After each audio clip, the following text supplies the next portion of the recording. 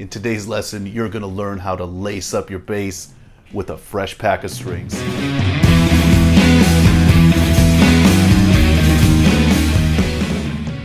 What's going on? My name is Jered and welcome to Beholden to the Riff, the heaviest bass channel on YouTube. Today we are going to learn how to restring your bass really quick, really easy. One thing my students always ask is how often they should change their strings. There really is no definitive answer. It's personal preference, but changing your strings does have a few advantages. First, it's really going to brighten up your tone, give your bass more punch, and really cut through the mix. It also makes your effects almost sound better. You get more harmonic resonance from fresh strings, and so more harmonic resonance equals fatter fuzz, more distortion. Sounds huge. One thing I love about changing strings is it usually leads to new riffs. It's really inspiring. You hear different sounds, you play different, the strings feel nice and clean. It's really inspiring to throw on a new set. Along with the question of how often should you change your strings, my students always ask, how do you know when it's time to change your strings? One easy way to tell is your fingers will actually turn gray, and like the string itself is corroding and it comes off on your fingers when you play. Another way to tell is that your strings, they'll sound dead. It's like thuddy, not much like tone out of it, just kind of a thud. That can sound cool in the right context, but in a lot of cases, a fresh set of strings will sound amazing. Another perfect time to change your strings is when you break a string. This is usually the reason I'm changing my strings. I break a ton of strings on bass, on guitar, and everything. So when you break one, you might as well just throw a whole new fresh set on there. If you put a new string on with three other dead strings, it's really going to stand out, and it doesn't really sound all that great. Another reason to change your strings is if you're going into the studio to record, or even at home. New strings sound great and they really will cut through the mix and just give you more sonic palette to work with. The reason that the strings will go dead is they start corroding from the oils on our fingers, along with all the sweat and beer that you're going to spill all over during practice and at shows. If you're playing a lot, you definitely want to change your strings at least once a month, sometimes once a week. So that being said, grab a fresh pack and let's throw them on there. All right, so step number one, we're going to take off the strings. First, gonna loosen them up. You can take them off one at a time, just like this. You don't need any special tools. Just loosen it, take it out, and then just be sure to hang on to this thing. You don't want to scratch all over your bass. Just come down here, take it out. So you can take them off one at a time, kind of string by string. But what I'm going to do is going to just loosen them all up, snip them all at once, and take them off. That way I don't have to worry about scratching my axe with the cut end over here. I could just, this side will be over here, this side will be over there.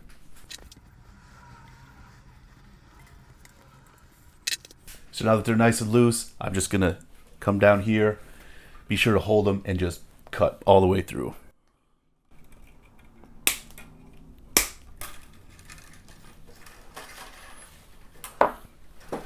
You can just take these end off, nice and easy. Come down here, these will all come out. All right, nice and clean.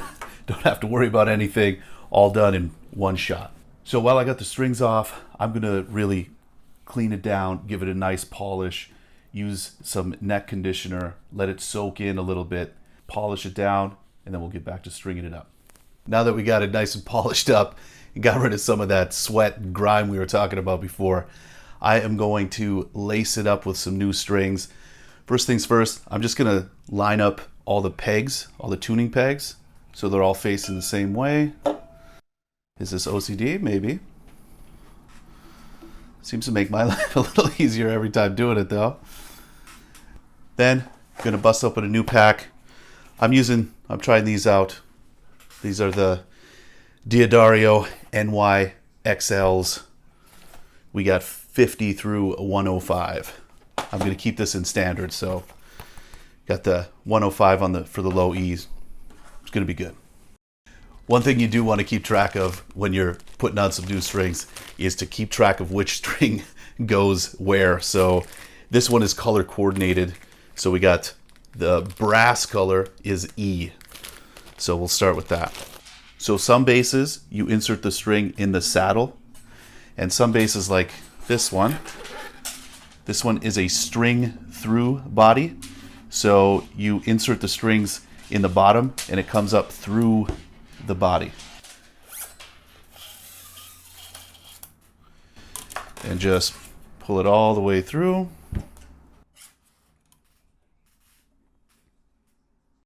Next step is we're going to cut the string down to length. So that way we don't have too much excess string around the tuning pegs when we tune it back up.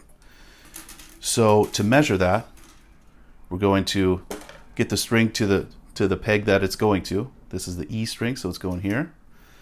And then we want to cut off about 5 inches or 2 tuning pegs. So we got 1, 2, and I'm only cutting off about this much. So before you cut it, just give the string a little bend. This is going to prevent the core, the inside of the string, from shifting when you snip off the end of it. Sometimes it happens, most of the time it doesn't happen, but just to be safe, always a good idea to do this.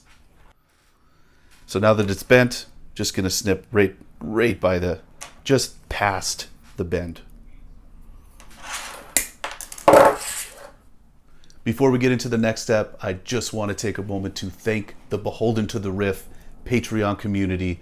Your support means the world and makes all these lessons possible. Thank you.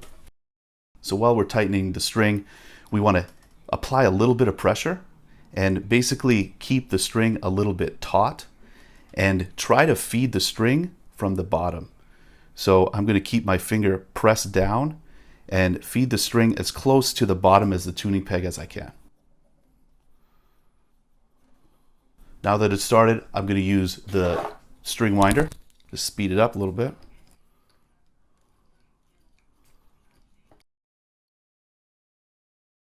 Okay, that's looking good. We just want to take it to where, it's starting to get tight, but we're not going to tune it until all the strings are on it.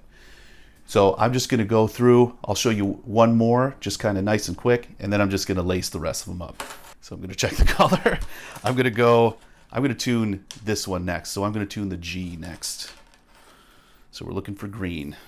So I'm going to go through the body. Come to the first peg, going to measure it off, 5 inches or 2 tuning pegs. Then we're going to bend it, cut just in front of the bend here.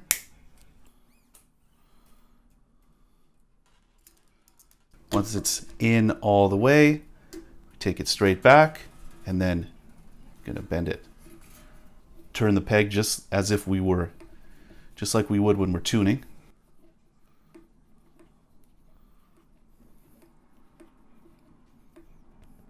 Keeping the string nice and taut. I'm going to feed it to the bottom with my first finger. Now that it's started, I'm going to hop on that string winder. So it's most of the way there. I'm just going to do the rest of them.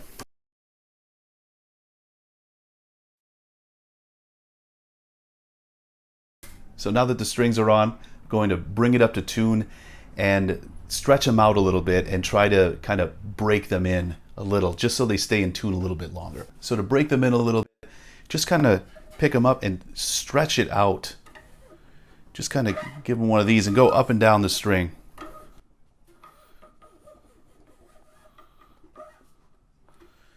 It's already out of tune. So I'm just going to go string by string, stretch them out, and then tune it up.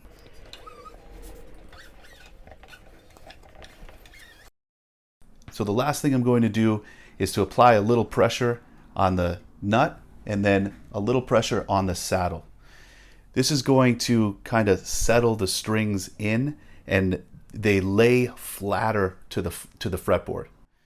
So you just come up behind here, just give a little pressure, nothing crazy.